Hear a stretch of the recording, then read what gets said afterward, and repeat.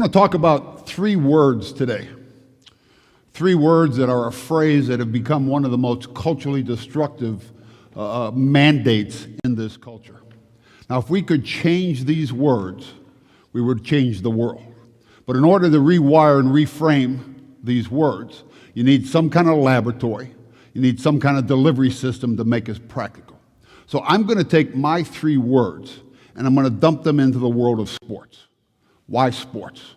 Well, think about the role that sports plays in the globe and in America. Sports will engage more individuals, more families, more communities in a shared activity than any cultural activity, organization, or religion in America. It has become the secular religion of this society. And there's a transmission of values, the transmission of this phrase that does tremendous amounts of destruction. Second reason, sports. Historically, sports have always been a metaphor for social change. Until recently, when we've moved into this win-at-all-cost kind of mentality, sports have always been a way to integrate immigrants into American culture. Every ethnic group that's ever been ghettoized, sports has created a way out of that ghetto.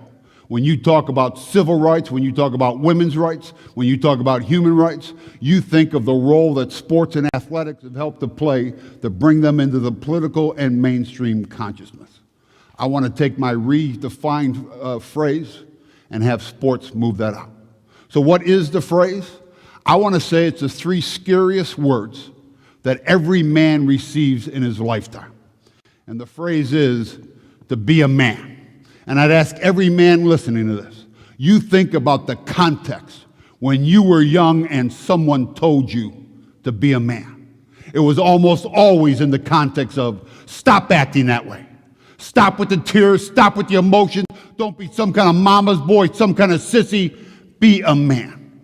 And what young boys are taught at a very early age, that in order to be a man, they've got to separate their hearts from their heads. Boys are taught that to have emotions, to show them, to share them, to emote them. Somehow those things are considered signs of masculine failure.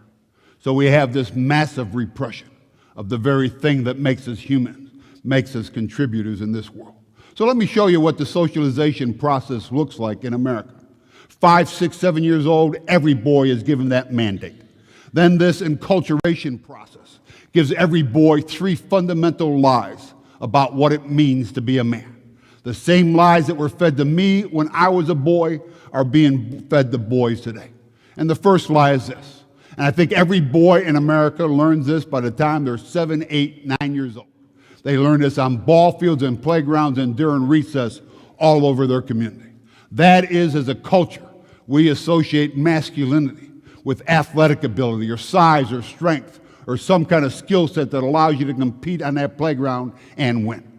So what happens for those boys that have athletic interests and abilities that can catch the down and out, hit the hanging curve, those boys are elevated on that playground. They're given a little more value, a little more worth. They're even ascribed a little more masculinity. And what I want to say, that is an absolute lie. Being a man doesn't have a single thing to do with athletic ability, size, strength, and the capacity to compete and win. Second lie every boy in America learns today by the time they're in junior high school, and that is we associate masculinity with issues of sexual conquest. What's it mean to be a man? It means you can bring some young girl alongside of yourself and then use her. Use her to either gratify some kind of physical need or use her to validate some kind of masculine insecurity. That certainly doesn't make you a man. That makes you a user of other human beings. Then later on, you get the third lie in this culture, and that is we associate masculinity with issues of economic success, as though you can measure what a man is based on his job title, his position, power, or the amount of possessions someone has accumulated. That, too, is a fundamental lie. The problem is we live in a society where all kinds of men associate their self-worth with their net worth. Now, I could take those three lies and tie them into just about every psychosocial problem we have in this country. And I don't care whether it's girls with babies, boys with guns, immorality in boardrooms, or the beat-down women take in America. These three lies are embedded in almost every advertisement that's connected to sports that's directed at men. We've got to figure out how do you redefine, reframe this term of what it means to be a man. So once you're given those socialization process, every boy is given the mandate, that then produces a thing called alexithymia. Alexithymia is a mental health designation. It's a Latin word. Means without, lex means words, thymia is emotions and feelings. It's an inability to put your emotions and feelings into words. The American Psychological Association would say 80% of American men suffer from some form of alexithymia. Where does it come from? It comes from the fact that when we were 5, 6 years old, we were told to stop with the emotions, stop with the feelings, never given permission to emote, to develop a vocabulary, to even name our feelings as well. And this is where most of the social problems begin. Because if you don't understand your own feelings, your own emotions, you'll never understand the feelings of emotions of another human being. Self-understanding is critical to understanding. This creates an empathy deficit disorder, an inability to understand what other people are feeling and what causes those feelings. This is the precursor for bullying, for hazing, for dating abuse, gender violence, for violence all over America. So this then creates kind of a, you have the socialization, the mandate, you have the alexithymia, and then that creates kind of a covert masculine depression. It's covert, all you see are the 3 footprints. The first thing you see there is isolation. The tremendous number of men that do not know how to enter into meaningful relationships with another human being. And whenever you see the moral failure of men in media almost every day, it's always because they lack one meaningful relationship to give some kind of accountability, some process with the temptations, the issues that people are dealing with. Second thing you see is substance abuse. I don't think there's anything more painful than feeling like you don't quite measure up as a man. And given the cultural definition, you'll never have a long enough athletic career, you'll never sleep with enough women or make enough money to ever feel fulfilled and satisfied by that. So men start to medicate the pain of not feeling man enough. Alcohol, drugs, sex, materialism, pornography, whatever men need to attach to in order to feel secure about their own masculinity. Then the third footprint up there is violence. America is one of the most violent nations in the world. Men have been using violence to get over for generations. But you think about the violence perpetrated on girls and women in this country. Gender violence is a male crime of power and control. Men have been using violence, and violence is nothing more than unprocessed grief. And as they said, that boys that can't cry shoot bullets. So if that's the lies of masculinity, then what does it mean to be a man? How do you define masculinity? When we tell a boy to be a man, we ought to have some kind of clear and compelling definition that's going to help guide his own masculine soul as he moves through this world. So let me give you my definition of masculinity. I think masculinity comes down to 2 things and 2 things only. And they're really the same for women as well, because it's really about our common humanity. Now, I learned this not only through my own life process, but I've been in pastoral ministry for almost 30 years now. And in my faith tradition, part of my job is to sit on the deathbed of dying people and help prepare them for the next stage of life, if you will. And here's what I know to be true for me, and I know to be true for every single man out there. If you were on your deathbed today, knowing that you were going to die tomorrow, and you wanted to measure what kind of man you were, what kind of success you had in life, it'd come down to 2 things and 2 things only. And the first is this. On that deathbed, you recognize that all of life is about relationships. It's about the capacity to love and to be loved. What's it mean to be a man? It means you can look somebody in the eye and say, I love you, and receive that love back. You know what the questions you ask at the end of your life? They're not about awards or achievements or applause or what you accumulated. They're all questions of relationships. What kind of husband was I? What kind of father? What kind of partner? What kind of son? What kind of friend? Who did I love and who did I allow to love me? Now you think about that socialization process of men in this country. Men aren't raised to be relationally successful.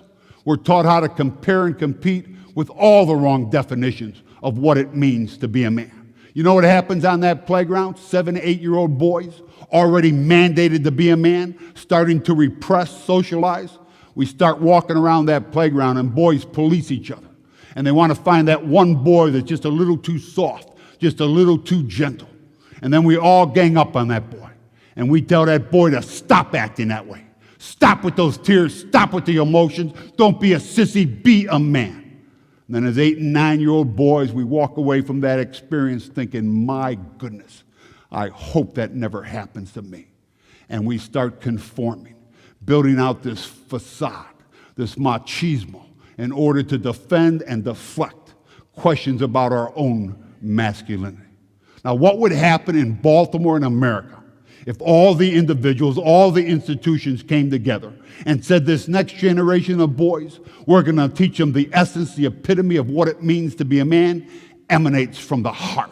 It's the heart that allows for attachment. It's the heart where passion, it's the heart where values, empathy, compassion resides. It's all about the heart that needs to be nurtured. First thing, it's all about relationships. Second thing about masculinity, again, if you were on your deathbed today, about to die tomorrow, wanted to measure what kind of man you were, what kind of success you had in life, it'd come down to this. At the end of your life, you want to be able to look back over life and know that you made a difference. You left some kind of mark, some kind of imprint that you were here. All of us want to leave some kind of legacy behind.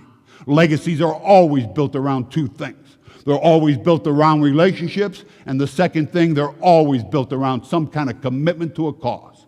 Every one of us has a responsibility to give back, and it's a challenge of every man, every woman, to identify their own unique cause in life and how they're going to make a difference in this world. It's all about relationships and commitment to a cause.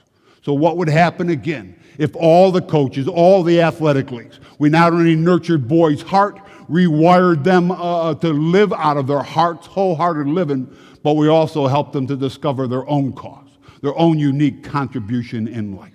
It's all about relationships, and it's all about commitment to a cause. So think about that for a moment in the context of sports. What is a team? A team is nothing more than a set of relationships for a cause. Every team has a common purpose. It's got performance goals and objectives. There's some kind of mutually accountable work ethic. But every team is always built around the trust, the respect, the integrity, the dignity of every team member. If a team is a set of relationships for a cause, boy, then that is an ideal place to help boys become men and guide and nurture. So my solution to many of the problems that we face in America today is we need to reframe of sports. We need to redefine what it means to be a coach. And then we've got to rewire broken men that have separated their hearts from their head, and they've got to get connected. And then we've got to do the preventive work. As every young boy grows up, we've got to give them affirmations. We've got to give them some kind of validation about all of their emotions, all their feelings, all of their humanity. So the next time you see some man, some young boy struggling with the tears, with the emotions, boy, you think what would happen in this world if we walked up to that person and said, way to be a man. Because men live out of the fullness of who and what they are. They live out of their hearts. And somewhere we've got to change the cultural milieu in here to make sure that when we tell a boy to be a man, we give him a clear, compelling definition. Masculinity, relationships, commitment to a cause. Thank you.